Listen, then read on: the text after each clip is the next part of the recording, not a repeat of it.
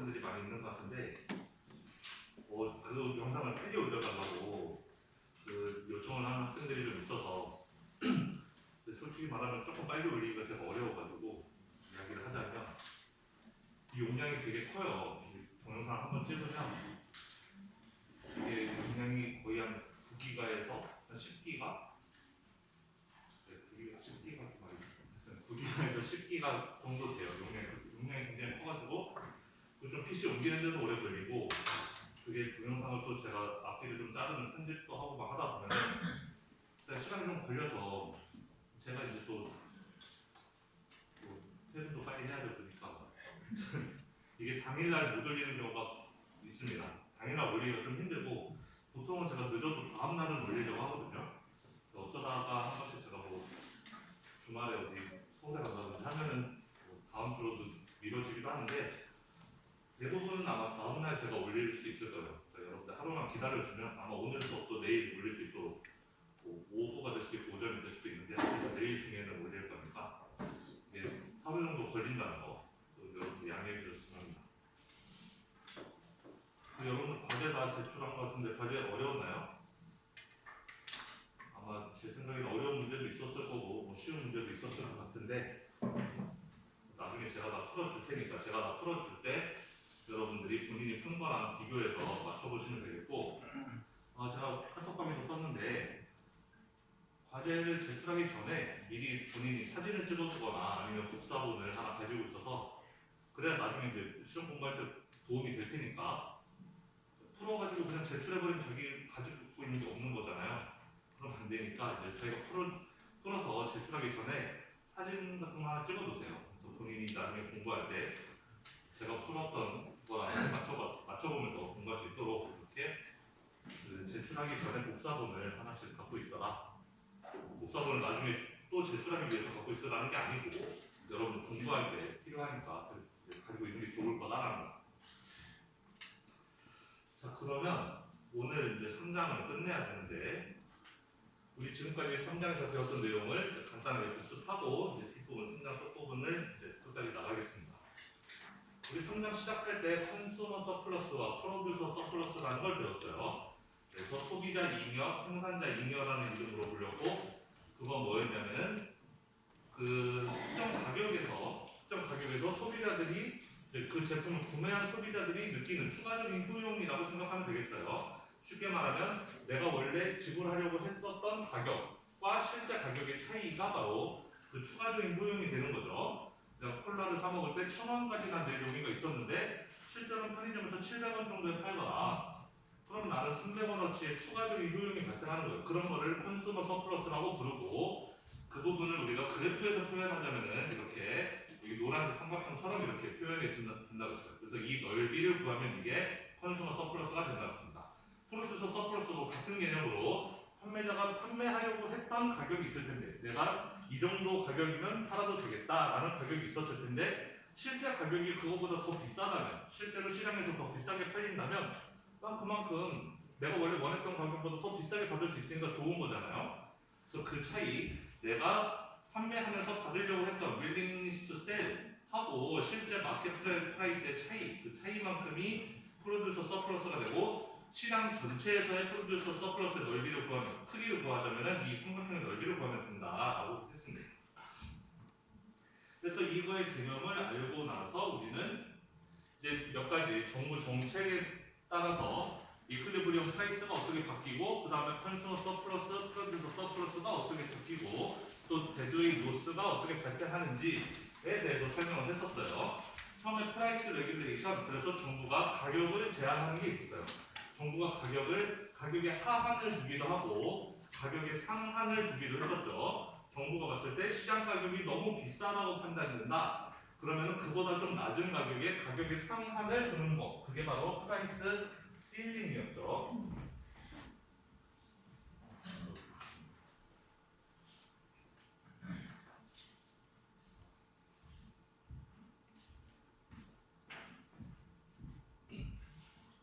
프라이스 실링은 수요와 공급이 있는데 정부가 봤을 때는 이 이퀄리브리엄 프라이스가 이게 너무 높은 거예요. 이게 너무 비싸다고 판단되는 거죠. 시장 가격임에도 불구하고 시장 균형 가격임에도 불구하고 정부가 봤을 때는 이거 수요자들이 너무 비싼 돈을 지금 내고 이걸 사고 있는 것 같다. 가격을 좀 낮춰주고 싶다라고 할 때 정부는 이거보다 낮은 가격에 이렇게 낮은 가격에 실링 즉 지붕을 세우는 거죠. 실링인데 실링 지붕을 딱 만들어서 가격을 이 이상은 못 받게 딱 이 아래로만 가격을 설정할 수 있게끔 그러면 원래 시장 균형에 따른 가격이 이렇게 위로 올라가고 싶겠지만 못 올라가 딱 여기를 정해 놓는 거죠. 그런 경우에 수요자들은 이렇게 많게 됐지만 공급자들은 이렇게 싼 가격에는 많이 팔기 싫단 말이에요. 그래서 공급자들은 이렇게 적은 이게 공급자들이 그 판매하는 공급하는 물량이 되는 것이고 수요자들은 이만큼 사고는 싶지만 살 수가 없죠. 시장에 물건 이만큼밖에 안 팔고 있으니까 어쩔 수 없이 수요자들도 이만큼밖에 살 수가 없게 되는 상태가 되는 겁니다. 그래서 이렇게 되면은 대두의 로스가 발생한다는 거죠. 왜냐면은 여기에서 이제 균형이 발생하기 때문에 그러면은 공급자들은 이만큼만 먹어야 되고 프로듀서 서플러스는 그다음에 디맨드 수요자들은 좀 이득을 볼 수가 있다고 했어요. 이만큼 컨슈머 서플러스가 이렇게 늘어나게 되는 거니까 이만큼으로 커지죠. 원래 컨슈머 서플러스는 균형에서는 이만큼이었는데 어쩌면 이거보다는 이거가 더 클 수도 있단 말이에요. 그래서 뭐 수요자들, 소비자들은 좀 더 이득을 볼 수 있으나 공급자들은 원래 컨슈머 프로듀서 서플러스가 이만큼이었는데 이 큰 삼각형이었는데 여기서 이렇게 줄어들게 되니까 프로듀서들은 무조건 손실을 보게 된다. 자, 우리가 알고 싶은 토탈 서플러스, 컨슈머와 프로듀서 서플러스를 합친 거는 어쨌든 여기서 지금 잘렸어요. 그 공급 물량이 여기서 잘렸으니까 이만큼만 서플러스로 남게 되고 전체 사회적인 서플러스는 총 서플러스를 토탈 서플러스라고도 부르고 제 기억에는 이거를 소셜 서플러스라는 말로도 불렀던 것 같아요. 사회적인 잉여다, 수요 공급을 합친 전체 사회에서의 잉여다라고 그래서 소셜 서플러스라고도 불렀던 것 같습니다. 하여튼 이만큼이 총 잉여가 되고 이거는 원래 우리가 이 프라이스 셀링이 없었다면 누릴 수 있었던 총 서플러스보다는 이만큼이 줄어들기 때문에 이 작아지는 삼각형, 이 삼각형, 저기 분홍색 부분을 우린 데드웨이트 로스, 사회가 잃어버리는 부분이다. 데드웨이트 로스라고 부른다고 했어요. 그래서 이런 정책은 왜 한다? 이런 로스가 발생함에도 불구하고 로스가 발생하는 거 정부도 다 알죠. 데드웨이트 로스 있는 거 알지만 정부는 그래도 이 정책을 시행하는 이유가 있을 거라는 거예요. 그 왜 하느냐? 컨슈머 서플러스를 더 높게 해주기 위해서 이런 것들을 한다고 했죠. 원래 컨슈머 서플러스는 이 삼각형만큼이었는데 지금 프라이스 셀링을 하게 되면은 이제 이런 사다리꼴 모양의 사각형 모양이 되는데 이 부분이 더 커질 수도 있다. 좀 더 정확하게 말하면 컨슈머들은 여기 이만큼을 놓치게 되긴 하지만 이만큼이 새로 생겨요. 이만큼이 없었던 게 새로 생기는데 누구로부터 생기냐? 프로듀서로부터 생기는 거죠. 원래 이 프로듀서, 이 D 부분은 원래대로라면 프로듀서 서플러스의 일부였는데 그게 컨슈머 서플러스로 전가되는 거라고 그랬어요. 정부가 기업들을 좀 역매기고 수요자들을 좀 좋게 소비자들한테 좀 더 이익을 전가시켜주고 싶다. 그러면 바로 그때 바로 이런 프라이스 셀링 같은 정책을 쓰는 겁니다. 프로듀서 서플러스 좀 줄여도 괜찮다. 기업들 어차피 돈 많이 버니까 기업들은 좀 덜 벌어라. 대신에 너네가 버는 거 일부를 소비자들한테 전가해줘라 라고 할 때 이런 프라이스 셀링을 쓴다고 했습니다. 이런 정책이 장단점이 있는 거죠. 무조건 우리가 데드웨이트 로스가 발생한다 해서 무조건 나쁜 게 아니라 다 이런 정책을 쓴다면 다 이유가 있는 거다. 그리고 반대로 프라이스 플로어라는 것도 있다고 했죠. 그래서 저거는 프라이스 플로어라는 것은 이제 반대로 가격이 너무 싸다고 느껴질 때, 즉 공급자들한테 이건 너무 불리한 시장이다라고 정부가 판단했을 때 그때 쓰는 게 프라이스 플로어라는 거죠. 공급과 수요가 있는데 이 시장의 가격이 너무 싸다라고 정부가 생각하는 겁니다. 정부는 원래 대부분 소비자의 편 아니야? 이렇게 생각할 수도 있는데 이럴 때는 소비자의 편이죠. 이제 비싸다고 생각되면 가격 낮춰주는 거. 이럴 때는 소비자 편인데 가격이 너무 싸다고 느낄 때도 있는 거예요. 정부가. 대표적인 게 최저임금이라고 했죠. 임금은 우리 여러분들이 예를 들어서 알바를 한다고 그러면 여러분들이 수요자예요, 공급자예요? 노동을 우리는 공급하는 거죠. 우리가 공급자의 입장인 거죠. 정부가 어떤 공급자가 의리다, 공급자가 좀 불쌍하다, 공급자들이 좀 더 받았으면 좋겠다 싶을 때 그럴 때 이제 임금에다가 최저임금을 거는 겁니다. 그래서 이 가격은 너무 싸니까 이거보다 더 높은 가격에 플로어 바닥을 찍어주는 거예요. 이 가격 밑으로는 못 받게끔 무조건 이 위로만 가격을 받게끔 하는 거죠. 자, 이렇게 되면은 공급자들은 우리 알바생들은 알바를 막 하고 싶어 미쳐요. 임금이 비싸졌으니까. 옛날에 그냥 시간 임금을 해서 편의점에서 시급 막 5,000원 이렇게 주면 하기 싫었는데 지금 편의점에서 막 8,000원 이렇게 주는 일을 더 하고 싶죠. 공급은 이렇게 많아지지만 이제 편의점 사장님들이 이거 너무 비싸니까 아 나는 이제 내가 대신 일해야 되겠다, 알바 못 맡기겠다 이렇게 되는 거죠. 이제 수요자의 그 물량이 수요량이 줄어들게 됩니다. 우리가 이 일은 이렇게 많이 하고 싶지만 사장님들이 일자리 안 내놓으니까 어쩔 수가 없죠. 일자리는 결국 이렇게 줄어들게 되는 것이고, 그래서 아까 전제랑 똑같이 이만큼 대도의 로스는 발생하는 것이고, 그럼 이런 대도의 로스 발생하는 거 알면서 이런 걸 왜 하느냐? 바로 이 부분, 이만큼이 원래대로라면은 이 부분의 이 사각형만큼은 컨슈머 서플러스였는데 이거를 프로듀스 서플러스로 전가시켜 주는 거라고 그랬죠. 그래서 그런 이유로 이런 정책을 시행하기도 한다라고 했습니다. 어쨌든 우리 사회 전체로 보면은 그러니까 그 사회 전체의 이익을 누가 나눠 갔냐를 따지지 말고 그냥 누가 나눠 갔든 어쨌든 그 총합을 따지자면 무조건 프라이스 힐링이나 프라이스 플로어는 무조건 그 대도의 로스를 발생시키긴 하는 거예요. 다만 우리가 대도의 로스가 발생하는 것을 알지만 그 로스가 좀 발생하더라도 한쪽의 이득을 다른 한쪽으로 좀 옮겨주고 싶다라고 하는 경우에는 이런 정책들을 사용할 수 있다라고 했습니다.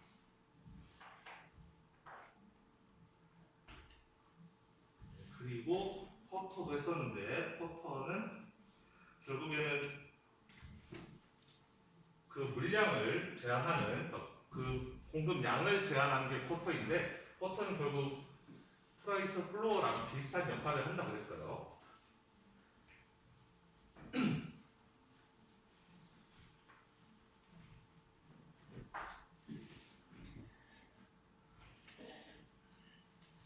그럼 포터 같은 걸 시행하면 보통 가격이 어떻게 될까요? 포터 여기 지금 여기 그림이 있는 게 포터죠.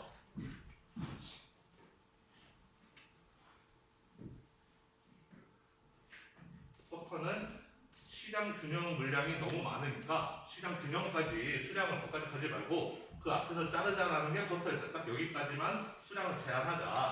그래서 포터를 이렇게 딱 주는 거였죠.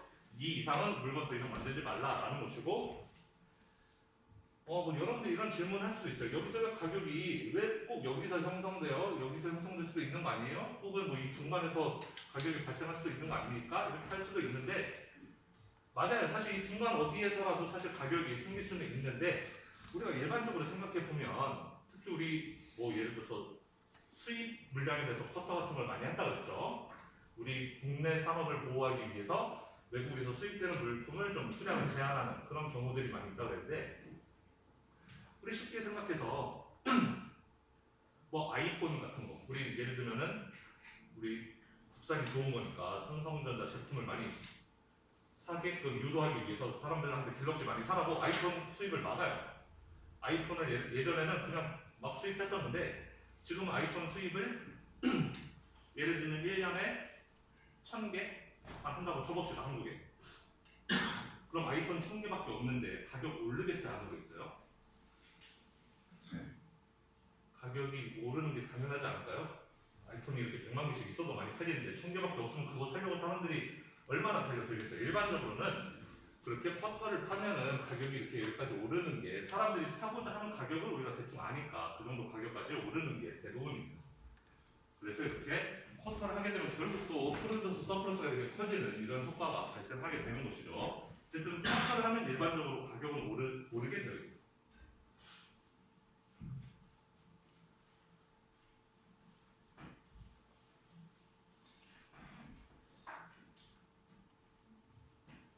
여러분들 지금까지 수업에 대한 질문은 한 번도 한 적이 없는 것 같아서 제가 좀 안타깝긴 한데 지금까지 궁금한 게 하나도 없었나요?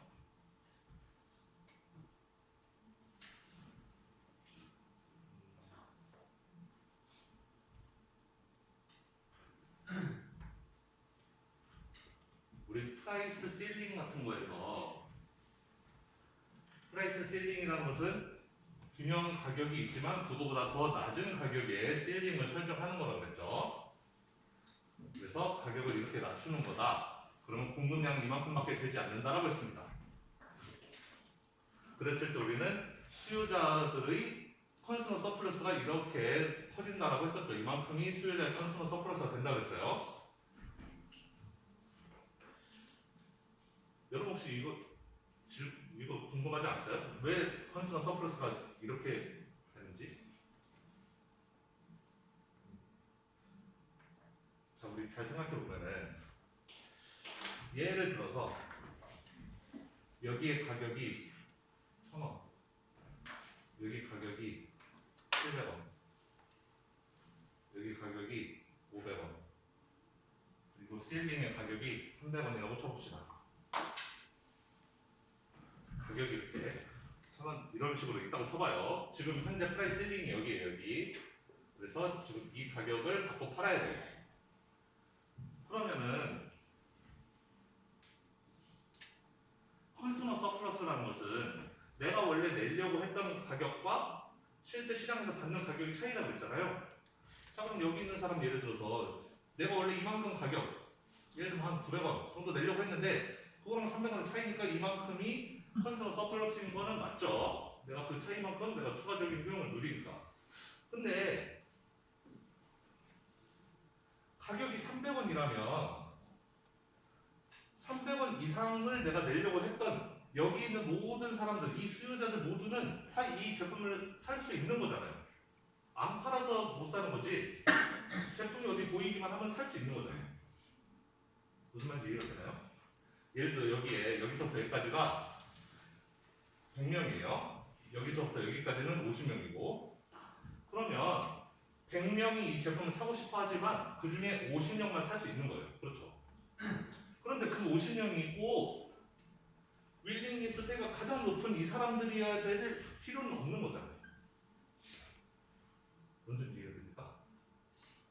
자, 지금 300원, 정부가 300원에 딱 고정시켜놨어요. 그럼 300원 이상, 300원에 사야 되는, 300원에 물건을 팔아야 되고 300원을 우리가 살 수가 있는데 300원 이상 주고 사고 싶은 사람은 100명 정도 있어요. 100명 정도 있고 그 중에서 안타깝게도 지금 공급 물량이 50개밖에 없기 때문에 100명 중에 50명만 이 제품을 사야 되잖아요. 그런데 100명 중에는 자기가 윌링리스 페이가 한 350원의 사람도 있을 거란 말이에요. 이 사람도 이 제품 살 수 있는 거잖아요. 꼭 나의 윌링리스 페이가 이렇게 700원, 800원, 900원 이런 사람들만 이걸 사야 된다는 건 없는 거잖아요. 그렇죠? 그냥 운 좋으면 100명 중에 운 좋은 사람 50명 사는 거고 운 없는 사람 50명은 못 사는 게 우리 일반적인 세상이지 않을까요? 50개만 팔 때 어차피 300원에 팔 건데 소비자들을 가려서 너 얼마까지 낼 거야? 너 900원 낼 거야? 그러면 너 이거 사가 300원에. 너 얼마까지 낼 거야? 너 행색이 좀 그지 같은데? 너 300원 내려고 했어? 그럼 너 사지 마. 이렇게 하진 않을 거 아니에요. 그렇죠? 그냥 300원 이상 낼 용의가 있는 사람이라면 100명 중에 누구나 50명 안에 운 좋게 들어가면 사는 거고 못 들어가면 못 사는 거고 이렇게 될 가능성이 높아요. 그렇다면 컨슈머 서플러스는 윌링리스 페이와 시장 가격의 차이라고 그랬는데 지금 우리는 아까 여기 있는 사람들만 이 제품을 산다고 어떻게 보면은 가정한 셈이 되는 거예요. 그러니까 컨슈머 서플러스를 이렇게 잡은 거죠. 그렇죠? 근데 실제 세상은 여기 있는 사람들만 이 제품을 사는 게 아니라 얘네가 못 사고 얘네들이 이 제품을 살 수도 있는 거죠. 얘네들이 샀다고 생각하면 컨슈머 서플러스는 원래 이만큼만 되어야 되는 거 아니겠어요? 제 말 이해됩니까 혹시? 이해 안 될 수도 있어요. 저는 어렸을 때 이 내용을 배울 때 이게 되게 궁금했단 말이에요. 질문이 막 생겨가지고 교수님한테 질문하고 우리 때는 질문 맞았던 시절이 있는데 질문이죠. 농담이고. 하여튼 저는 어렸을 때 이게 궁금했는데 왜 여러분들 안 궁금한지 했어요. 그래서 혹시나 궁금해하는 학생들이 있을지도 모른다 생각해서 설명하는데 우리가 이렇게 컨슈머 서플러스를 이만큼만 잡는 것은 최대치를 잡았을 때 그렇다라는 뜻인 거예요. 컨슈머 서플러스의 최대치를 잡았을 때, 즉 이 제품을 산 50명이 간절한 사람들만, 즉 윌링리스가 높은 이 50명만 샀다라고 가정했을 때 컨슈머 서플러스가 그렇게 최대치가 된다라는 거예요. 근데 우리가 물건을 팔 때는 이 사람이 간절한 사람인지 덜 간절한 사람인지 어떻게 알아요? 이 사람이 릴링 스페가 이렇게 높았는지 아니면 이렇게 낮았는지 알 수가 없죠. 사실은 이런 사람들이 원래는 그냥 나 350원, 320원 이렇게 내려고 했던 사람들이 이 제품을 다 샀을 수도 있어요. 그랬다면 실제 컨슈머 서플러스는 작았을 수도 있어요. 이 그림보다는 작아지는 게 당연한 건데 우리는 그냥 그런 것까지 다 따지지 말고 그냥 물건이 제품이 전부 다 가장 간절한 사람들, 즉 가장 윌리니스 페이가 높았던, 가장 비싸게 주고 사려고 했던 사람들한테 물건이 갔다라고 치자. 왜냐하면 그렇게 되어야지 가장 효율적인 분배가 되는 거거든요. 제품이 누군가한테 팔려야 된다면 그 제품을 가장 간절하게 원하는 사람한테 가야 그게 우리 사회 전체로 봤을 때 가장 효율적인 거라고 할 수 있잖아요. 내가 이 제품을 살짝 원해요. 310원이면 사겠어. 별로 그렇게 대단히 원하는 거 아닌데 이 사람이 가져가는 것보다는 정말 너무 목말라 죽겠어서 한 990원에 나는 사고 싶은데 꼭 좀 내가 먹었으면 좋겠다. 이런 사람한테 제품이 가는 게 좀 더 효율적인 분배라고 우리가 볼 수가 있잖아요. 우리가 그렇게 생각한다면 그럼 우리는 그나마 이 50개가 가장 효율적인 분배가 되었다라고 가정하자는 거예요. 실제 현실에서는 그렇지 않을 수도 있지만 따라서 실제 현실에서는 어떻게 보면 프라이스 셀링 같은 거 이런 거를 적용하게 되면 컨슈머 서플러스가 이만큼이 안 될 수도 있는 거죠. 이거보다 좀 작을 수도 있는 거죠. 반드시 이 사람들이 이 제품을 사야 된다는 보장이 없는 거니까. 그렇게 되면 어떻게 보면 데드웨이 로스는 이 크기가 아니라 이거보다 좀 더 커질 수도 있는 거예요. 실제로는. 근데 우리는 지금 우리가 그림을 이렇게 그려놓는 것은 데드웨이 로스가 가장 작을 때 그리고 컨슈머 서플러스가 가장 클 때를 가정했을 때 그렇다라는 겁니다.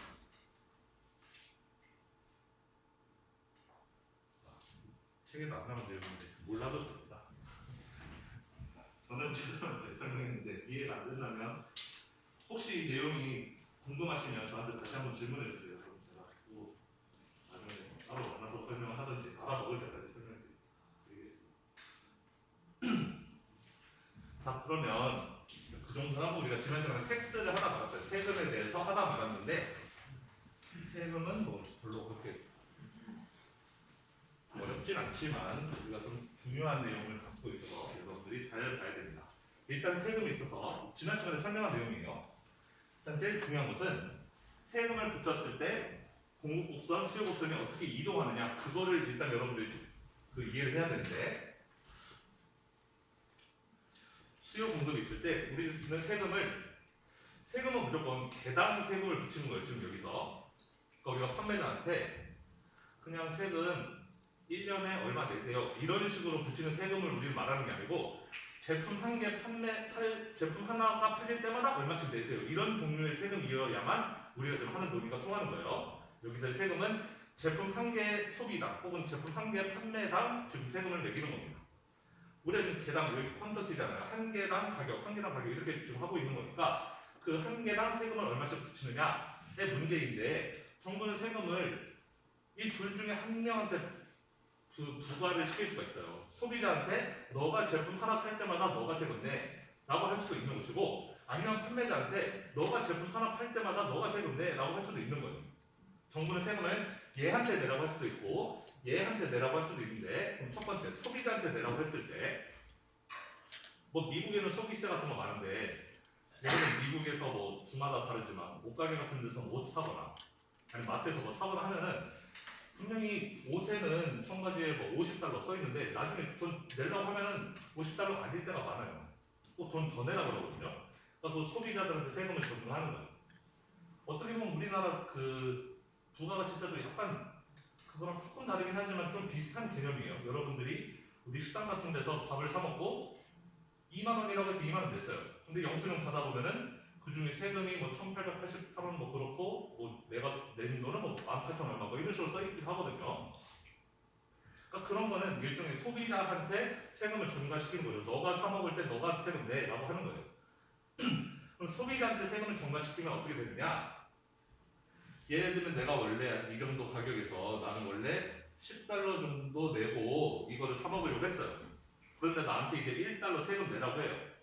나는 원래 내가 $10까지 내고 이거 사 먹으려고 했는데 이제 난 이거 사 먹으려면은 $1 세금으로 내야 돼.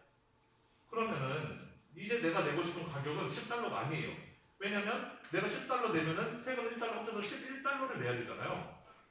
분명히 예전에 10달러만 주고 사고 싶었는데 갑자기 내 마음이 바뀌어서 11달러 주고 사는데 이런 일은 있을 수가 없는 것이고 예전과 내 마음은 똑같아야 돼요. 내가 내고 싶은 돈은 똑같아야 되고 따라서 예전에 내가 똑같은 제품을 10달러 내고 사먹고 싶었다라면은 이제는 세금 1달러 내야 된다면 지금은 나는 9달러만 내고 사먹고 싶은 거예요. 그래야지 9달러 가격 지불하고 1달러 추가로 세금 내서 예전처럼 똑같이 10달러 내고 먹는 거죠.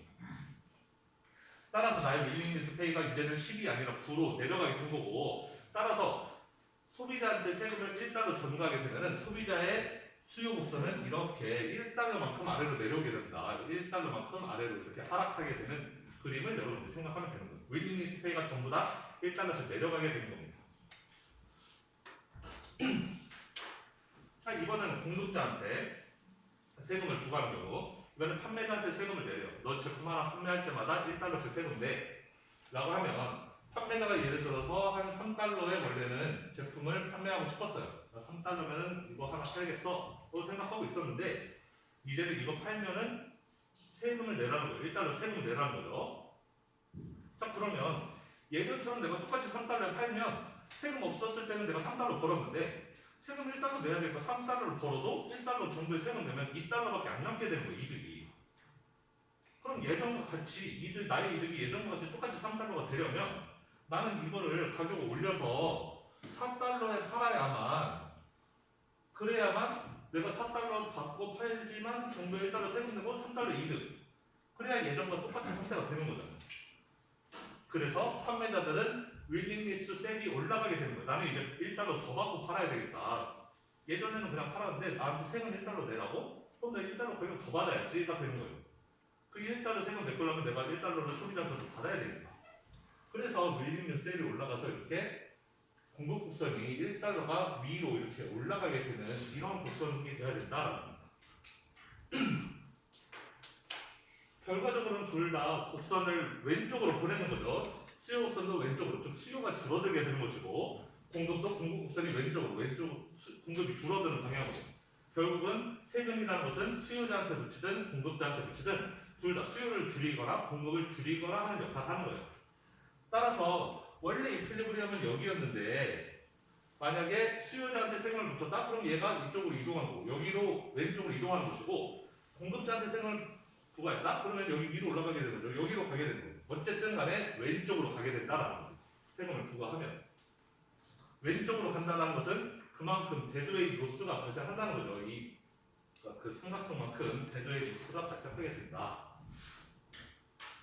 자, 그래서 여기 세금 보면은 지금 원래 수요 곡선, 공급 곡선 이렇게 파란색 선인데 지금 여기에 0.5달러 세금을 공급자한테 붙였네요. 0.5달러 세금을 공급자한테 붙였나봐요. 그래서 이 공급 곡선이 0.5달러만큼 위로 올라간 겁니다. 여기 크기가 표시가 안 돼 있는데 이게 0.5만큼 차이를 주고 올라가는 거예요. 그래서 원래대로라면은 수요 공급이 만나는 시장 균형이 9달러였는데 이게 공급 곡선을 위로 0.5만큼 올려서 이렇게 새로운 공급 곡선을 그려봤더니 수요 공급이 여기 Y에서 만나게 돼요. 그래서 그 새로운 지점이 9.3달러가 되었다라는 거죠. 자, 그러면은 9.3달러라는 것은 공급자가 받는 가격이 9.3달러예요. 그리고 수요자가 내는 돈도 9.3달러죠. 뭐냐면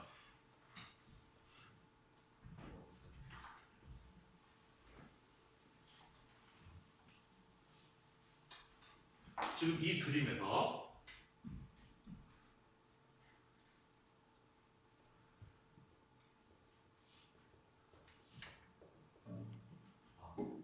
소비자들의 애프터 텍스 프라이스라고 생각해 봅시다.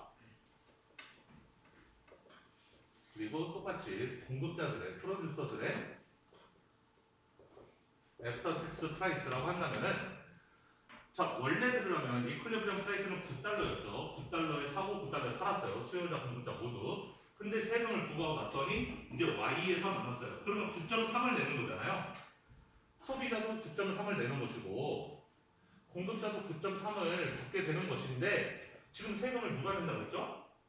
좀 공급선이 이동한 걸로 봐서는 공급자한테 지금 세금을 부과하고 있는 거죠. 정부는 공급자한테 0.5달러 세금을 내라 그랬어요. 공급자는 소비자한테 9.3을 받았지만 대신에 정부에 0.5를 내야 된단 말이에요. 우리는 애프터 텍스니까 세후 가격이 얼마인지를 보자는 거예요. 세금 내기 전에는 얘는 9.3을 공급자한테 줬고 얘는 9.3을 소비자로부터 받았어요. 하지만 세금은 누가 내? 세금은 프로듀서가 내는 것이고 그럼 0.5 나라에 내야 되니까 그러면 이 사람이 결국 내가 받게 되는 프라이스는 사실상 8.80이 되는 거라는 거죠. 공급자는 수요자로부터 소비자로부터 9.3을 받지만 나라에 0.5 내야 되니까 그와 동시에 결국에는 8.8 받는 거랑 똑같다. 그래서 이 점이 나오게 되는 거죠. 여기가 8.8 지금 0.5만큼 빼는 거죠. Y에서 0.5만큼 아래로 내려가면 딱 C가 되니까. 그래서 프로듀서가 받는 가격은 사실상 8.8이라는 거예요. 그 아래로만 자기는 프로듀서 서플러스로 챙길 수 있다는 거죠. 그래서 이 아래 삼각형이 F만큼이 프로듀서 서플러스가 된다. 세금을 부과한 경우에. 그다음에 소비자는 디맨드는 9.3을 가격을 지불하고 있으니까 그 위로만 컨슈머 서플러스죠. A만큼이 컨슈머 서플러스고. 그럼 가운데 있는 이 B, D 이거는 뭐냐? 이 D 이거는 정부가 세금으로 벌어들이는 돈이라는 거예요. 정부는 텍스 레비뉴라는 게 있겠죠. 세수가 있는 거예요. 세금으로 벌어들인 수익이고 정부는 세금으로 0.5달러만큼 버는 거잖아요. 0.5 곱하기 전체 수량만큼 한 개 팔 때마다 0.5씩 받는 거니까. 그래서 이 전체 수량은 가로축의 길이인 것이고 그 다음에 정부가 거는 세금이 이 차이인 여기 0.5달러만큼 그래서 이 사각형, 뒤꿈치 사각형만큼이 정부가 벌어들이는 세수가 된다라는 겁니다. 그 돈은 수요자한테 가지도 않았고 공급자한테 가지도 않았어요. 양쪽으로 가지 않았지만 어쨌든 정부가 벌어들인 돈이에요. 정부도 우리 사회의 일원이기 때문에 그 돈은 없어지는 돈이 아니라 어쨌든 정부가 가져가는 돈입니다. 그 돈도 우리 사회의 돈 중에 하나인 거예요. 없어진 게 아니고 그 돈은 정부가 벌어간 세수는 대외의 로스에 포함이 안 되어야 된다라는 겁니다. 여러분들은 세금 내면 짜증 나니까 정부가 자꾸 세금만 걷어가네 그 돈 다 헛돈이네 이렇게 생각할 수 있겠지만 어쨌든 헛돈이 되든 안 되든 간에 그 정부의 세금도 결국 나라를 위해 쓰인단 말이에요. 그 돈은 없어지는 돈이 아니고 이 부분, 이 사각형 부분도 컨슈머에도 안 들어가고 프로듀서에도 안 들어가지만 이거는 어떻게 보면 정부의 서플러스라고 생각하면 되는 거예요. 정부의 우리가 서플러스라는 말을 쓰진 않고 뭐 텍스 레비뉴나 텍스 베네핏 이런 말을 쓰는데 어쨌든 그 돈도 사회가 벌어들인 돈 중에 일부이다. 그러면은 A는 소비자, B, D는 정부, F는 공급자가 가져가면 딱 거기까지가 우리 사회가 벌어들이는 돈, 총 사회의 잉여, 토탈 서플러스가 된다라고 할 수가 있고, 그러면은 여기 있는 조그만 삼각형만큼 이 C와 이만큼이 이제 없어지는 부분이다. 대외의 로스다라고 할 수가 있겠죠.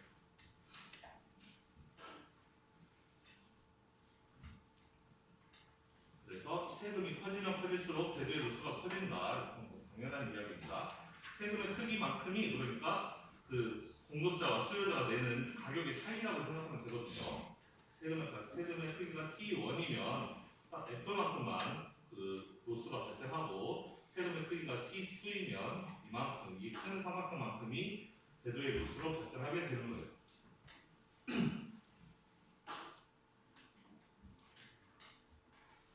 자, 이제 좀 중요한 걸 해볼 텐데 텍스트 인시던스라는 거를 보겠습니다.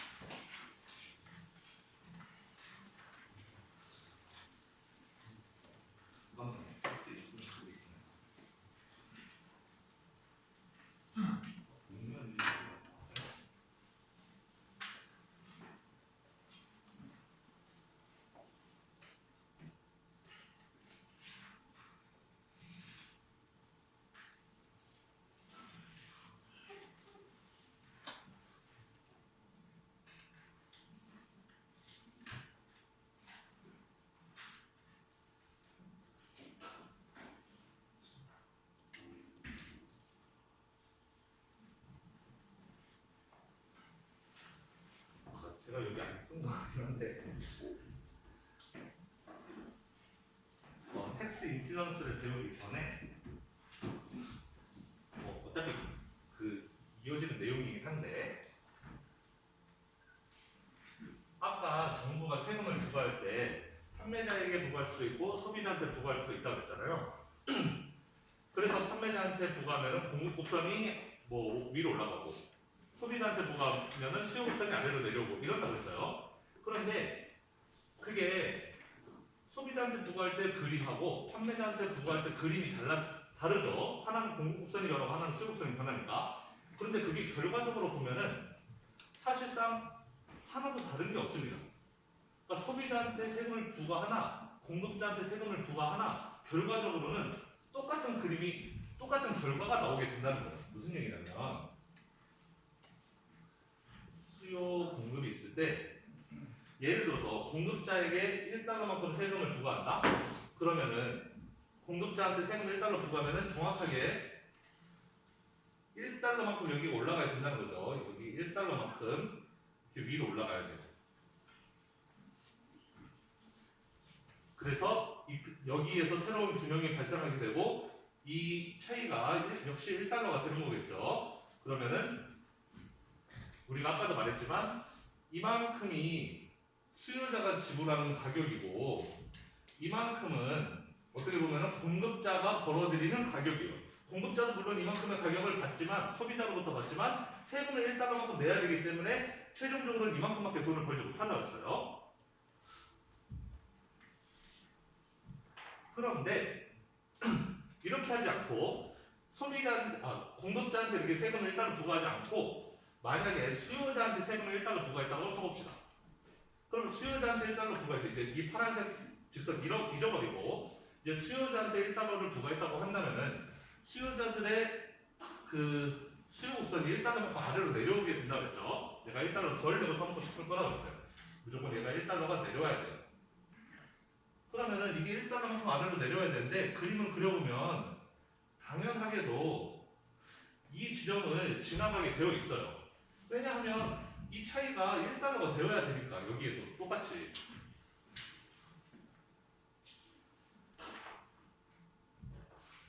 그러면 이렇게 수요곡선이 이렇게 아래로 내려갔다? 그러면 이제 수요곡선 여기서 만나게 되는 거죠. 새로운 균형점은 이 지점이 되는 건데 자, 생각해보고 그러면 공급자들은 내가 이 지점에서 판매를 하니까 공급자가 벌어들인 돈은 이 돈이 맞아요. 자, 수요자들은 이 가격에서 사 먹으니까 수요자들도 이 가격을 지불하는 거죠. 그런데 이 가격 지불할 때 세금도 내야 돼요. 세금 1달러도 내야 되거든요. 그러니까 수요자들이 지불하는 가격은 이 가격이지만 거기에서 1달러를 더 지불해야 되기 때문에 이제 이 가격을 내게 되는 거예요. 애프터 텍스로 따져보면. 그럼 결국에는 공급곡선이 1달러 올라가도 수요자는 내는 돈, 공급자 내는 돈 이렇게 가격이 되고 수요자한테 세금을 붙여서 수요곡선이 아래로 내려가도 결국에는 애프터 텍스 개념으로 따지면 공급자가 내는 가격, 수요자가 내는 가격은 동일하다는 거예요. 그래서 이게 어떻게 보면 약간 조사모사 같은 게 될 수 있는데 실제로 정부가 어떤 정책, 세금 정책을 할 때 예를 들면 소비자한테 세금을 매긴다? 그럼 다 국민들이 들고 일어나는 경우가 있어요. 그런데 그 똑같은 세금을 공급자한테 매긴다? 그럼 국민들이 이건 내가 내는 세금 아니니까 하면서 이렇게 그냥 넘어가기도 하거든요. 근데 사실 미시경제학에서 보자면 그거는 일종의 조삼모사 같은 거라는 거죠. 누구한테 세금을 부과하든 결과는 동일하게 나오게 된다는 거예요. 그래서 우리가 배우는 개념이 텍스 인시던스라는 건데 텍스 인시던스라는 건 뭐냐면 그러면 세금을 이렇게 1달러 부과했을 때 실제로 1달러 중에 실제로 소비자가 얼마를 내고 공급자가 얼마를 내는지 그 비중을 계산해 보자라는 게 텍스 인시던스라는 거예요. 결론부터 이야기하자면 이렇게 소비자한테 1달러 세금을 부과했다 그러면은 그 1달러 세금을 소비자가 다 내는 게 아니란 말이에요. 우리 최종적으로는 소비자가 1달러 세금을 정부에 내는 게 맞죠. 하지만 시장 균형일 때와 새로운 균형과 그러니까 예전 원래 시장 균형과 새로운 균형을 비교해 보면은 실제로 이 1달러라는 세금은 수요자가 다 내는 게 아니라 일부는 공급자가 떠받고 일부는 수요자가 내게 되어 있어요. 이 경우도 마찬가지로 공급자한테 1달러 세금을 매긴다? 그럼 최종적으로 세금은 공급자가 1달러를 정부에 내는 게 맞죠. 하지만 세금 내기 전의 균형하고 새로운 균형하고 비교를 해보면은 이 1달러를 공급자가 다 내는 게 아니에요. 그 중에 일부만 공급자가 내는 거고 일부는 수요자가 내는 거다. 왜 그렇게 되느냐? 아, 괜히 좀. 괜찮아.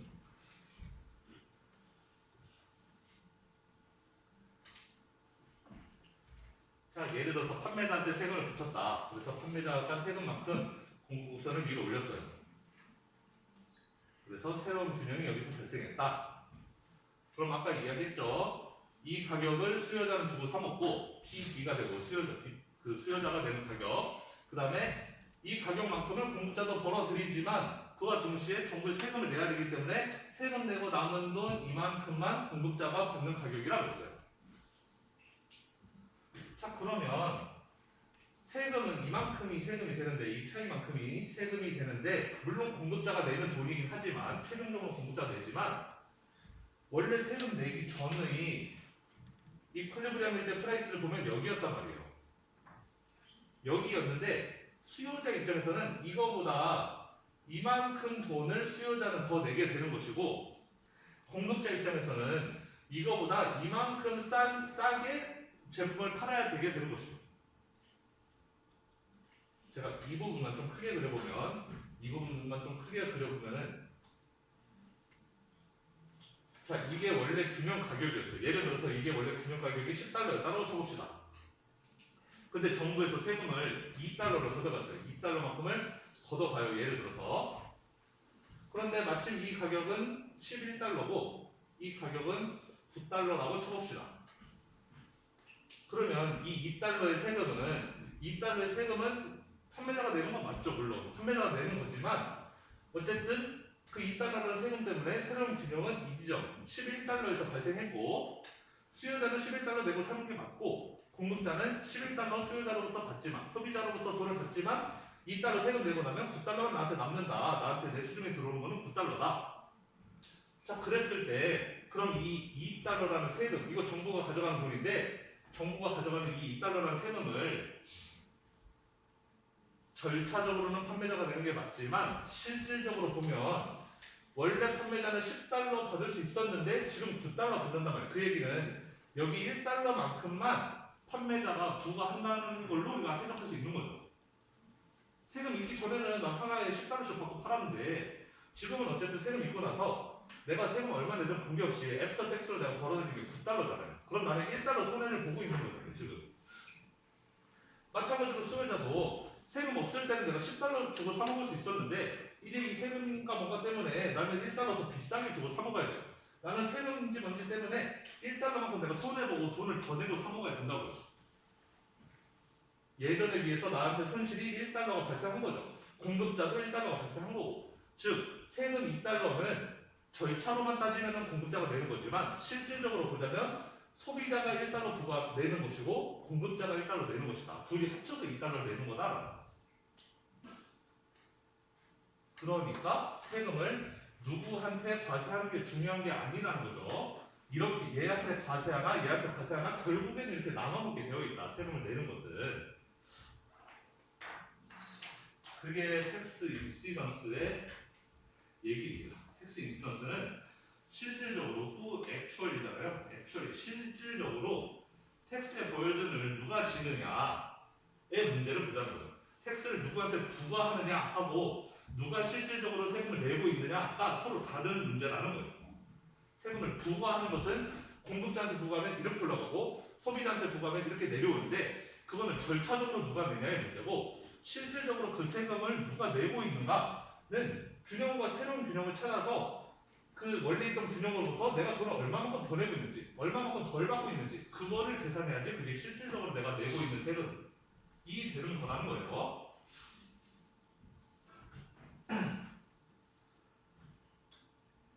그래서 이게 여기 보면은 공급 곡선이 이렇게 지금 여기 왼쪽 그림을 보면은 공급 곡선이 이렇게 S1에서 S2로 올라갔어. 그 얘기는 판매자한테 세금을 부과했다라는 뜻입니다. 판매자한테 세금을 부과했기 때문에 새로운 공급 곡선, 빨간색 공급 곡선이 됐고 새로운 균형은 그 수요와 만나는 이 지점이 된 거죠. 자, 이 지점 P, B가 바이어인가 B라고 쓴 거 같네요. 저는 저게 B라고 쓰는데 B된다고 생각해서 뭐 여러분들이 잘 해석할 수 없어요. 어쨌든 소비자 입장에서 소비자가 내는 돈이에요. 판매자도 이 돈을 받고 제품을 팔긴 하지만 판매자는 지금 판매자한테 세금이 부과됐기 때문에 세금을 내야 돼요. 이 돈을 받고 팔지만 그와 동시에 정부에 세금 내서 세금 내고 나면 이만큼만 남는다. PS만큼만 남는다 하는 거죠. 그럼 결국 정부가 챙겨가는 세금은 이 차이예요. 이 차이만큼이 세금일 텐데 그럼 그 중에서 그 소비자가 실질적으로 내는 세금이 얼마고 판매자가 실질적으로 내는 세금이 얼마냐? P2B에서 P1을 뺀 것만큼 이 차이만큼이 소비자가 실질적으로 내는 세금.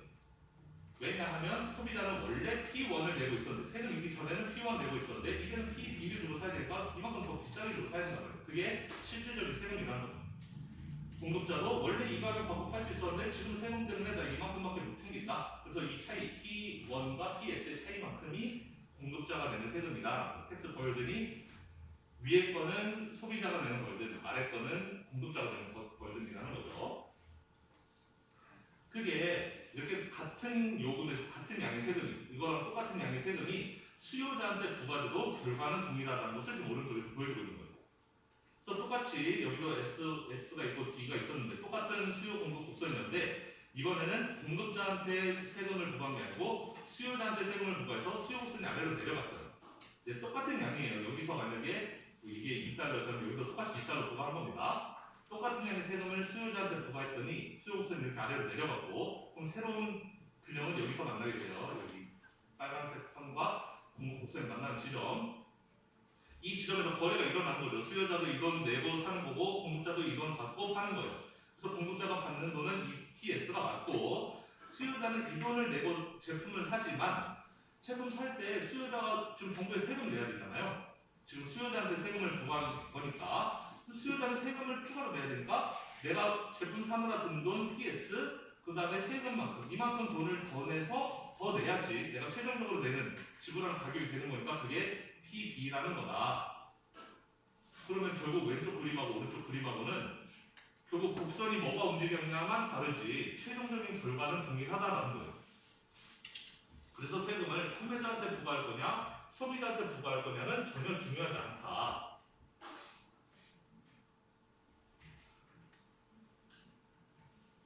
그러면 이제 대충 저 그림을 보면은 세금이 한 대충 절반쯤은 판매자가 가져가고 절반쯤은 수요자가 가져가죠. 제가 그렸던 그림에서도 절반 1달러는 그 소비자가 내고 1달러는 판매자가 내고 이렇게 됐어요. 그럼 이거를 몇 대 몇으로 몇 대 몇으로 세금을 내느냐? 소비자가 더 많이 내느냐, 공급자가 더 많이 내느냐? 그거는 뭐에 의해서 결정이 될 것 같아요. 그 내용이 다음 슬라이드에 나오고 있었는데 기울기에 의해서 결정이 된다는 거예요. 자, 이 왼쪽 그림을 보면은 수요 곡선의 기울기는 이렇게 평평하고 공급 곡선의 기울기는 굉장히 가파르죠. 그 얘기는 수요가 일레스틱하다는 거죠. 수요는 가격에 되게 민감하다는 뜻이에요.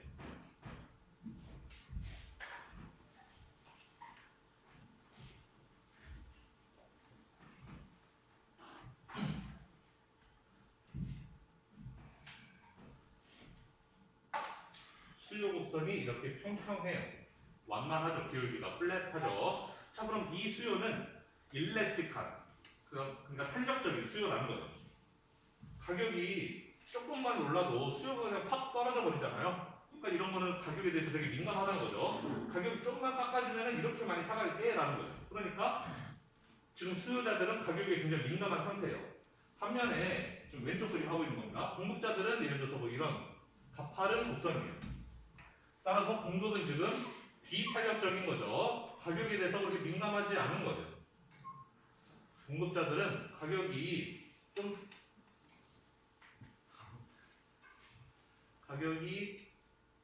좀 떨어져도 가격이 좀 올라도 그냥 이만큼만 더 팔겠다. 예를 들면은 수요에 비하면 훨씬 비탄력적인 거죠. 가격에 대해서 민감하지 않아요. 가격이 많이 올라가도 난 조금만 더 팔겠다. 가격이 많이 떨어져도 난 조금만 줄이지. 뭐 이런 형태.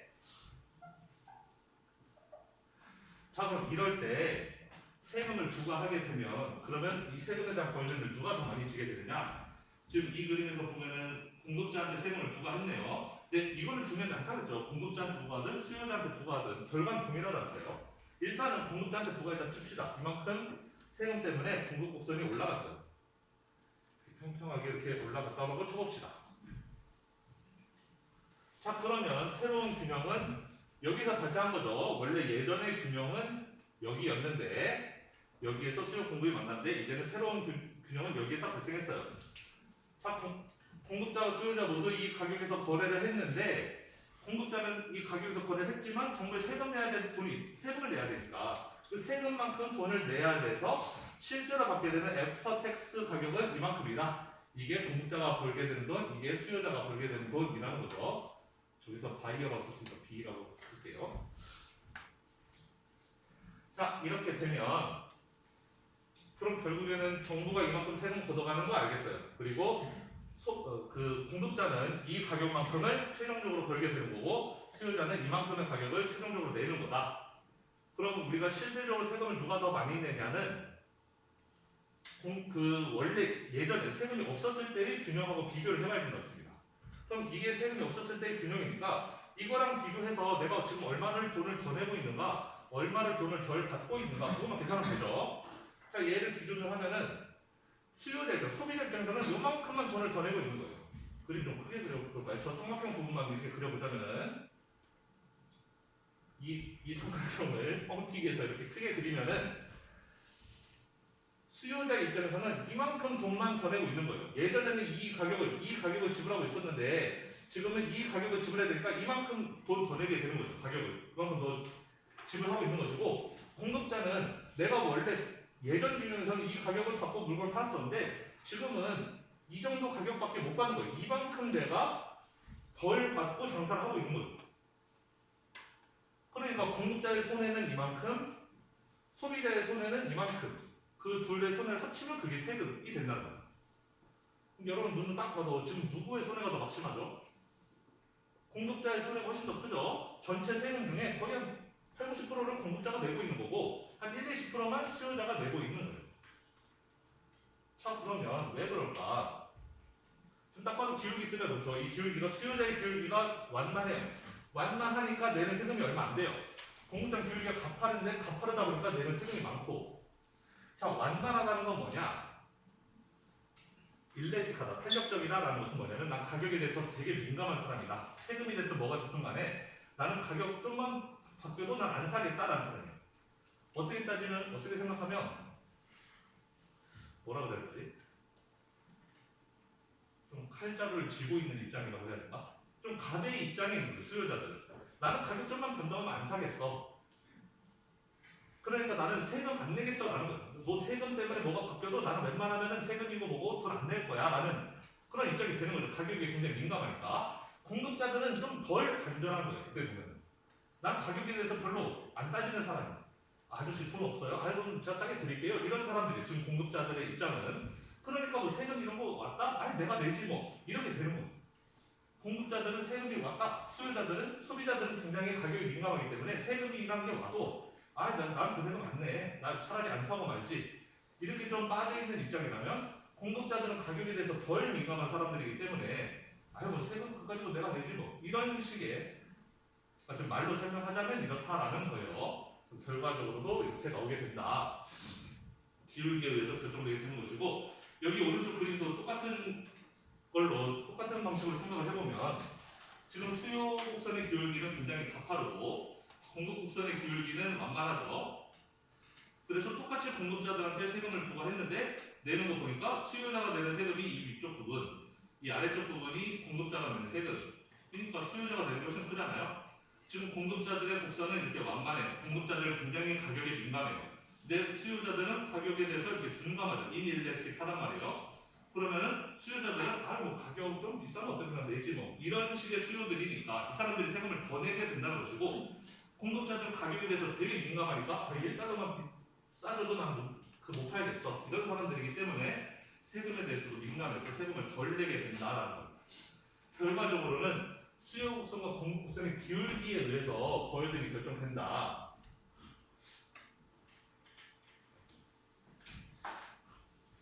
그림을 잘 그리면 돼요. 이 그림 다시 삼각형 부분을 때 보면은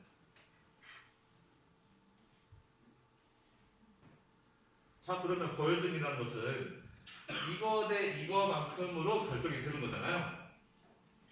그런데 얘와 얘의 비율은 결국에는 이 직선의 기울기와 이 직선의 기울기의 비율이란 말이에요. 기울기라는 게 뭐예요? 가로축으로 얼마 봤을 때 세로축으로 얼마만큼 갔느냐 그게 기울기잖아요. 가로축으로 얼마만큼 갔을 때 세로축으로 얼마만큼 올라갔냐 이게 기울기란 말이에요. 그럼 똑같은 길이만큼 갔을 때 얼마 올라가고 얼마 내려가서 그게 기울기의 차이잖아요. 얘의 기울기가 만약에 1이고 얘의 기울기가 4다. 그러면은 세금을 1대 4로 내게 된다라는 거예요.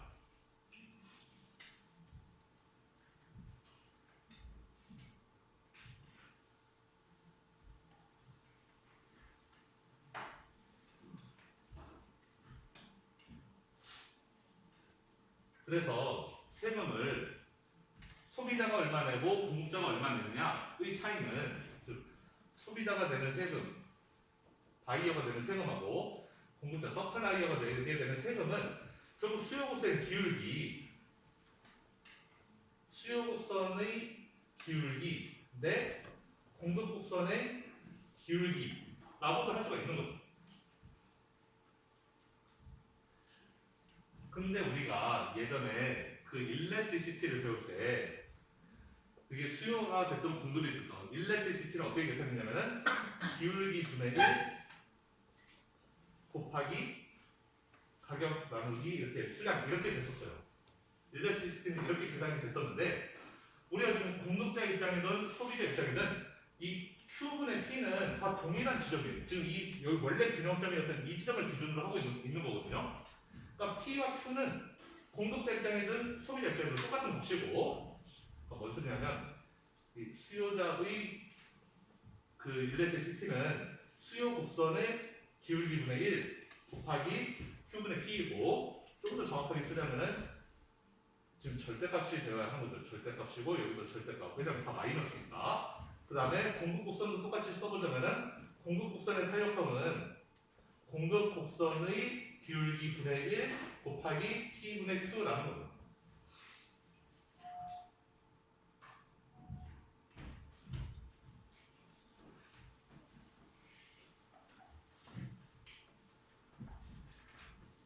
근데 앞에서 슬롭 D분의 그러니까 그 수요 곡선의 기울기 대 공급 곡선의 기울기라는 것은 수요 곡선의 기울기 대 공급 곡선의 기울기라는 것은 지금 수요 곡선 얘하고 얘하고 자리만 바꾸면은 슬롭 D가 왼쪽으로 올라가고 이 D가 아래로 내려가면은 얘는 결국 이게 되는 것이고 공급 곡선도 똑같이 공급의 가격 탄력성 분의 1이 된다는 거예요. 그래서 결국은 이거는 공급의 탄력성 대 수요의 탄력성의 절대값. 왜냐면 얘는 항상 마이너스 값이니까 지금 이렇게 플러스로 만들어 주려고 절대값을 쓰는 겁니다. 그래서 이렇게 된다는 거예요.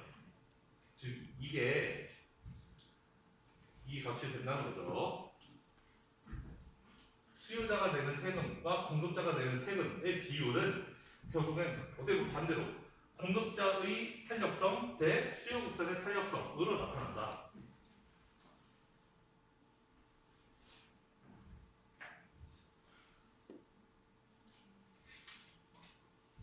뭐 쉽게 생각하면은 수요국선의 탄력성이 뭐 1이었고 공급국선의 탄력성이 4였다. 그러면은 수요자와 공급자는 각각 세금 얼마씩 몇 대 몇으로 되는가? 4대 1대 비율로 내게 된다. 총 세금이 10달러였으면 얘가 8달러, 얘가 2달러 이렇게 내게 된다라는 거예요.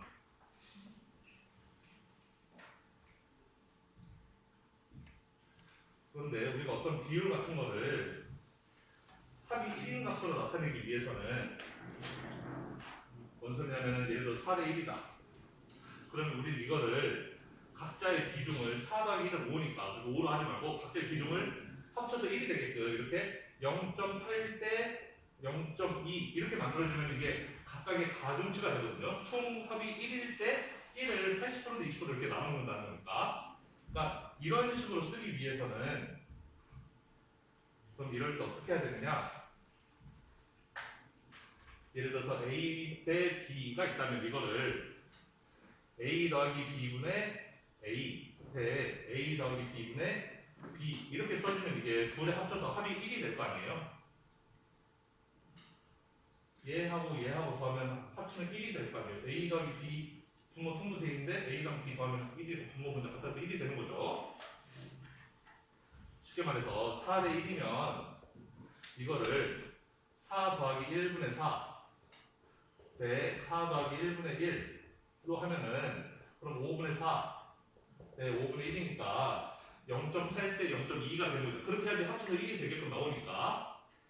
그래서 이 벌든이 소비자한테 가는 텍스 벌든, 그 공급자에게 가는 텍스 벌든의 비율은 결국 2S 대 2B가 되는데 그거를 합이 1이 되게끔 써주자면 그러면 둘 합친 거 분의 공급의 탄력성 역시 둘 합친 거 분의 수요의 탄력성이 된다는 거죠. 그래서 여기 써 있는 게 그 뜻이에요. 그래서 텍스 벌든 중에서 컨슈머가 담당해야 되는 부분은 둘 합친 거 분의 공급의 탄력성 그리고 공급자가 감당해야 되는 벌든은 둘 합친 거 분의 그 수요의 탄력성이 된다. 결국은 탄력성이라는 것이 기울기와 관련되어 있는 값이고 그리고 우리가 그림상으로 봐도 기울기가 그 각자의 텍스 벌든을 그 좌지우지하는구나 라는 걸 알 수가 있기 때문에 그걸 가지고 계산을 해보면 되겠습니다. 그래서 이 맨 마지막 말이 중요한 말인데 결국 share borne by the consumer relies primarily on the elasticity of supplier and producer죠. 그리고 그 반대라는 것이고 결국 수요자가 내가 얼마만큼 세금을 내느냐는 뭐에 달려있냐면은 결국 공급자의 탄력성에 의해서 달려있다. 반대로 공급자들이 얼마만큼 세금 내느냐는 수요 곡선의 탄력성에 의해서 결정된다. 각각이 세금을 몇 대 몇으로 내느냐는 서로 상대방의 탄력성이 몇 대 몇이냐 그거에 의해서 결정이 된다.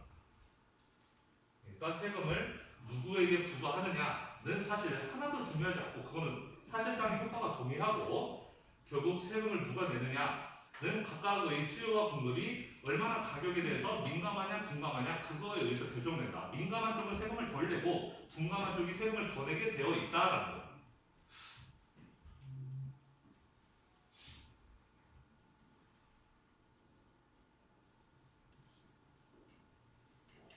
그러면 세금은 이 정도로 하고 또 여러분들 세금의 효과에 대해서 이걸 좀 이 수업을 듣고 나서 그런 걸 좀 새로 알게 됐으면 좋겠어요. 원래 알고 있어서 학생들도 많이 있었겠지만 세금을 수요자한테 부과하던 공급자한테 부과하던 그건 전혀 중요하지 않다. 결과적으로는 어느 쪽에 부과하든 세금을 누가 더 많이 내고 누가 적게 내는지는 이미 그 수요 곡선과 공급 곡선이 어떻게 생겨 먹었는지에 의해서 결정되는 것이다. 누가 세금을 실제로 내는가는 하나도 중요한 게 아니고 라는 거죠. 이해하고 있나요? 좀 어려운 내용이었던 것 같기도 하고. 자, 마지막으로 subsidy라는 게 있는데 subsidy는 보조금이에요. 우리 최근에 재난 보조금 많이 받았죠. 제품 하나를 살 때마다 혹은 판매할 때마다 정부가 돈을 주는 거예요. 그러니까 세금과 정반대 효과라고 생각하면 돼요. The payment by the government입니다.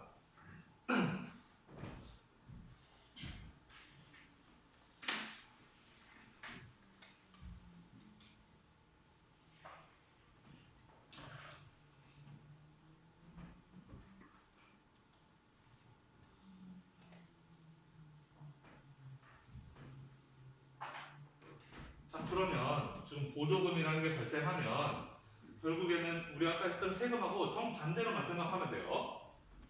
자, 수요가 있고 공급이 있어요. 예를 들어서 공급자한테 보조금을 줬어요. 너 제품 하나 팔 때마다 정부에서 얼마씩 줄게. 우리 태양광 막 그런 거 있었죠. 태양광 하나 팔면은 막 얼마씩 주고 막 이랬었죠. 그럼 보조금을 막 줘요. 그러면은 공급하려는 사람이 나 원래 3달러 정도의 제품을 팔 생각이 있었는데 공급자한테 보조금 준대. 1달러 보조금 준다 그러면은 예전에 나 제품 하나 팔면 3달러씩 벌었는데 이제 하나 팔면 정부가 나한테 1달러 준다고 하니까 이제는 2달러에만 팔아도 정부에서 1달러 보조금 주는 거 합치면은 예전에 벌었던 3달러 똑같이 벌 수 있는 거잖아요. 그럼 나는 이제는 2달러에 팔아도 예전과 똑같은 행복을 누릴 수 있는 거죠. 예전엔 3달러 받고 팔았지만 지금은 2달러에만 팔아도 정부에서 1달러 꿀 보조금 주면 합쳐서 3달러 되니까 그래서 공급곡선이 이렇게 아래로 내려가게 됩니다. 1달러만큼 아래로 내려가게 되죠. 자, 그러면 어떤 결과가 발생하나 봅시다. 자, 이제는 최종 균형 수량이 늘어났어요. 예전에는 세금일 때는 왼쪽으로 하는데 공급곡선 왼쪽으로 가가지고 최종 거래되는 양이 줄어들었는데 이제 보조금을 줬더니 양이 늘었죠. 보조금 안 줬으면 지금처럼 태양광이 그렇게 많이 깔리고 너무 정치적이니까. 하여튼 보조금을 주면은 원래 균형은 여기였었는데 이거보다 더 많이 거래가 되게 된단 말이에요. 공급이 늘어났으니까. 공급이 지금 오른쪽으로 이동했잖아요. 공급이 늘었으니 수요는 가만히 있고 공급이 늘었으니까 당연히 최종 거래는 늘어나게 돼요. 그럼 우리 얼핏 생각하기에 우리가 지금까지 했던 세금, 뭐 프라이스 셀링, 뭐 쿼터 이런 거 다 해도 데드웨이 로스가 발생했던 건 원래 균형 지점보다 더 왼쪽에서 새로운 균형이 발생했기 때문에 데드웨이 로스가 생겼잖아요. 그렇죠? 항상 여기 어딘가에 생겼으니까 이만큼 상호경화가 없어지고 맨날 이랬잖아요. 근데 지금은 오른쪽으로 갔단 말이에요. 이제 수량이 더 늘어났어요. 이런 경우는 처음이죠. 지금까지 우리가 봤던 것 중에. 수량이 늘어났으면 데드웨이 로스가 안 발생하는 건가? 이거 오히려 사회적으로 더 이득인가? 데드웨이 로스의 반대인 뭐가 새로운 게 들어오나? 이런 식으로 생각이 들 수도 있어요. 이제 그게 아니라는 것을 한번 살펴봅시다. 자, 그러면 아까랑 똑같은 방식으로 생각해보면 자, 이제는 새로운 균형이 이 지점이 됐어요. 원래는 여기였는데 원래 균형 여기였는데 이제 새로운 가격이 이렇게 아래에서 형성됐다. 이제는 이렇게 저렴한 가격에서 균형 가격이 형성이 됐어요. 자, 그럼 이 가격에 거래가 되고 있으니까 수요자는 이런 가격에 싼 가격에 제품을 사는 것이고 그리고 공급자는 이 가격보다 이 가격에다가 지금 거래를 했지만 정부로부터 보조금 받는다 했잖아요. 그럼 보조금 받아서 이만큼 최종적으로 생기는 돈은 공급자가 받는 돈은 이만큼이 되는 것이죠. 맞나요? 공급자는 이만큼의 돈을 애프터 텍스 개념으로 받게 되는 거예요. 지금 거래는 이 가격, 공급과 수요가 만나는 이 가격에서 거래가 되고 있지만 그래서 수요자는 이 가격을 돈을 주고 사는 게 맞고 공급자도 이 가격을 받고 팔지만 동시에 정부로부터 이만큼의 보조금이라는 걸 돈을 받으니까 이거는 내가 제품 팔아서 받은 가격 더하기 보조금 가격까지 해서 난 이만큼 돈을 벌게 되는 거다. 그래서 지금 가격을 보면은 PB가 아래쪽에 있고 그 다음에 PS가 위쪽에 있는 거죠. 즉 수요자가 내는 가격은 싸고 공급자가 벌어들이는 가격은 더 비싼 거예요. 그럼 제가 그림을 잘 못 그리니까 지금부터 저 그림 보면서 설명을 해볼게요. 자, 그러면은 새로운 컨슈머 서플러스는 애프터 그 세금을 보조금을 한 뒤에 그 새로운 컨슈머 서플러스는 이 삼각형만큼이 되는 것이죠. 이 큰 삼각형만큼 되는 거죠. 원래 되려면은 A, B, C였는데 여기가 C니까 A, B, C만큼 합친 거였는데 원래 되려면은 이만큼의 컨슈머 서플러스가 있었는데 이제 새로운 균형이 여기로 있으니까 더 커졌죠. 삼각형이 이렇게 커졌다라는 것을 의미하는 거예요. 그래서 ABC에서 ABC 그 다음에 여기 FGH 이만큼 더 더해졌다라는 겁니다. 이해가 되나요? 원래 되려면은 여기 삼각형까지만 A, B, C였어요. 여기가 C. 근데 이제는 삼각형이 더 커져가지고 A, B, C에다가 F, G, H까지 합쳐졌다 그 얘기입니다. 그 다음에 공급자, 즉 프로듀서 서플러스를 보면은 이전에는 FGJ였어요. 여기 원래 균형점 이 지점에서의 그 아래쪽 부분 삼각형이니까 FJG였어요. 그런데 이제 공급자들의 서플러스는 이 위의 가격만큼 지금 받고 팔고 있는 거니까 실제로 이만큼 더 커지게 된 거죠. 이제 FJG에서 위에 있는 BCD만큼도 더 커지게 된 거예요. 자, 그러면은 봅시다. 컨슈머 서플러스는 지금 저기 쓰인 대로 보면은 원래 A, B, C였는데 이게 A, B, C 그리고 F, G, H가 됐고 프로듀서 서플러스는 원래는 FGJ였는데 얘는 FGJ는 당연히 원래 있는 것이고 거기에 BCD만큼 증가했대요. 자 그러면은 원래 ABC 있던 거죠. ABC 원래 그대로니까 이만큼이 새로 생긴 거고 FGH만큼이 새로 생긴 거죠. 그 다음에 여기도 FGJ 원래 있던 거니까 있던 거 빼고 새로 생긴 거는 BCD만큼이 새로 생겼어요.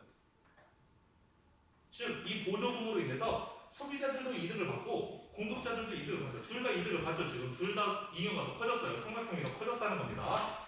소비자는 원래 이만큼 삼각형이었는데 이렇게 큰 삼각형이 됐고 공급자도 원래는 이 삼각형이었는데 이제는 이거보다 더 큰 이 삼각형이 되었다. 둘 다 더 큰 삼각형이 되었다라는 거예요. 그래서 이만큼의 잉여가 더 발생했어요.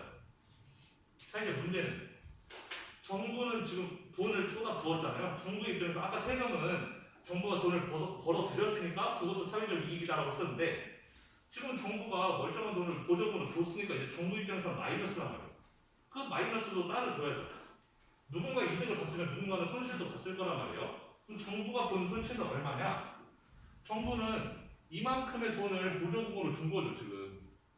그렇죠? 이 차액이 보조금 금액이었고 그거에다가 총 거래되는 양만큼이 보조금 금액으로 나가는 걸 테니까 정부의 보조금은 여기 큰 사각형 이거다라는 거. 이 직사각형만큼이 정부가 보조금으로 내고 있는 돈이다. 맞죠? 그 차액이 정부가 지금 주고 있는 보조금 돈이고 그 다음에 그거에다가 수량을 곱하면 새로운 균형의 수량을 곱하면 되니까 그러면 그 사각형 안에 써 있는 게 뭐냐? B, C, D, E, F, G, H, I만큼이 정부가 내고 있는 보조금이라는 거죠. 일종의 비용이라는 거예요. 코스트라는 거죠. 지금 마이너스로 돈이 나가고 세고 있는 거니까. 우리 사회 전체적으로 보자면 소비자는 이만큼 새로운 잉여를 벌었고 공급자도 이만큼 새로운 잉여를 벌었지만 그거를 메꿔주기 위해서 정부는 이만큼의 돈을 지출하고 있었던 거예요. 그럼 정부가 지출하고 있는 돈 보니까 FGH 그거 정부에서 나간 돈, 그 다음에 BCD 그것도 정부에서 나간 돈. 그리고 여기까지는 쌤. 그런데 정부는 추가적으로 E랑 I를 더 내고 있었던 거죠. 그럼 사회적으로 보면 그게 손실이라는 거죠.